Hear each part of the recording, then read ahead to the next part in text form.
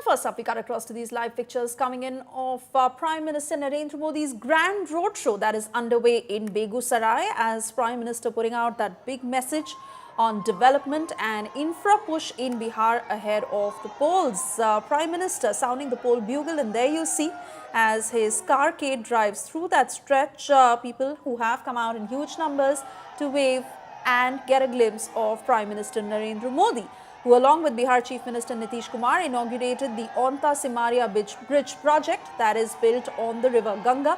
It will provide direct connectivity between Mokama in Patna and Begusarai. Prime Minister there in the Begusarai road show, and as security in full swing, there people gathered in large numbers waving out to Prime Minister Narendra Modi, who sounded the poll bugle in the state ahead of the polls, as he says that the vision is very clear. It is of that of development. In fact, earlier this morning in Gaya, as he delivered that address, not only did he launch a full frontal attack against the Congress and the RJD, but he also went on to say that illegals cannot take away our land and jobs. We'll also play out some of the excerpts from that address. अगर कोई मुख्यमंत्री है, कोई मंत्री है, कोई प्रधानमंत्री है, तो वो जेल में रह करके भी सत्ता का सुख पा सकता है। ये कैसे हो सकता है? हमने कुछ समय पहले ही देखा है कि कैसे जेल से ही फाइलों पर साइन किए जा रहे थे, जेल से ही सरकारी आदेश निकाले जा रहे थे। नेताओं का अगर यही रवैया रहेगा तो ऐसे भ्रष्टाचार के विरुद्ध लड़ाई कैसे लड़ी जा सकती है? साथियों, संविधान हर जनप्रतिनिधि से ईमानदारी और पारदर्शिता की उम्मीद करता है। हम संविधान की मर्यादा को तार तार होते नहीं देख सकते। इसलिए एनडीए सरकार भ्रष्टाचार के खिलाफ एक ऐसा कानून लाई है जिसके दायरे में देश का प्रधानमंत्री भी है।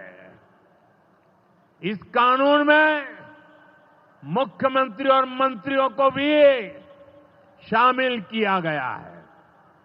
जब ये कानून बन जाएगा तो प्रधानमंत्री हो या मुख्यमंत्री या फिर कोई भी मंत्री, उसे गिरफ्तारी के 30 दिन के अंदर जमानत लेनी होगी, और अगर जमानत नहीं मिली तो 31वें दिन उसे कुर्सी छोड़नी पड़ेगी।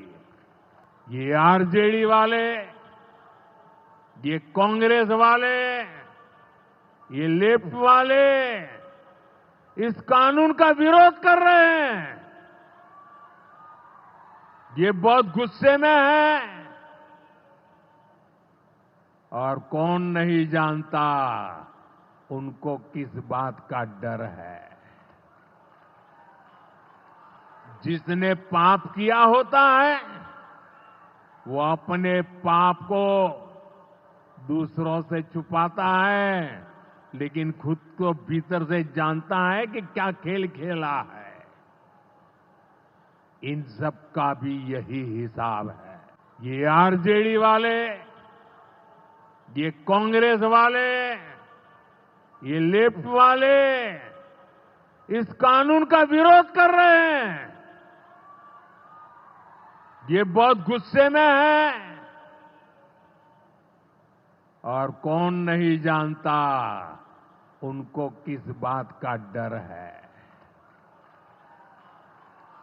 जिसने पाप किया होता है वो अपने पाप को दूसरों से छुपाता है, लेकिन खुद को भीतर से जानता है कि क्या खेल खेला है। इन सब का भी यही हिसाब है। ये आरजेडी और कांग्रेस वाले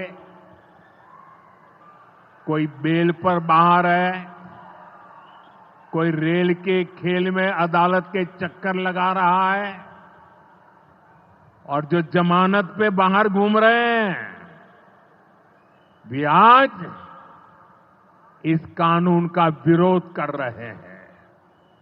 इन्हें लगता है कि अगर जेल चले गए तो इनके सारे सपने चकनाचूर हो जाएंगे, और इसलिए सुबह शाम ये लोग मोदी को भांति भांति की गाली दे रहे हैं,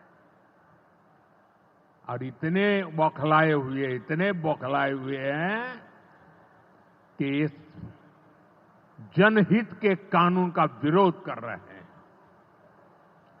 हमारे राजेंद्र बाबू बाबा साहब आंबेडकर ने कभी सोचा भी नहीं था, कभी कल्पना भी नहीं की होगी कि सत्ता के भूखे लोग भ्रष्टाचार करेंगे और जेल जाने पर भी कुर्सी से चिपके रहेंगे।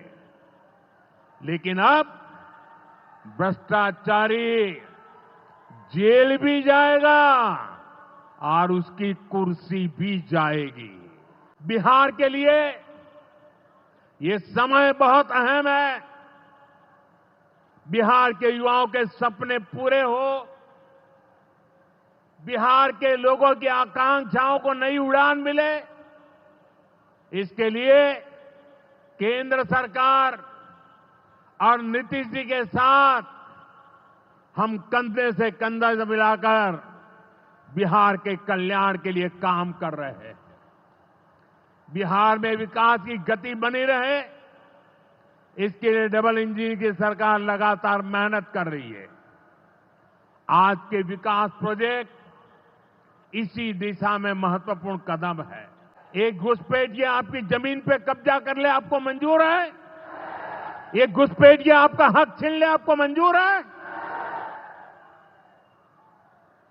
बिहार के आप सभी लोग देश के भीतर बैठे घुसपैठियों के समर्थकों से भी सावधान रहिए।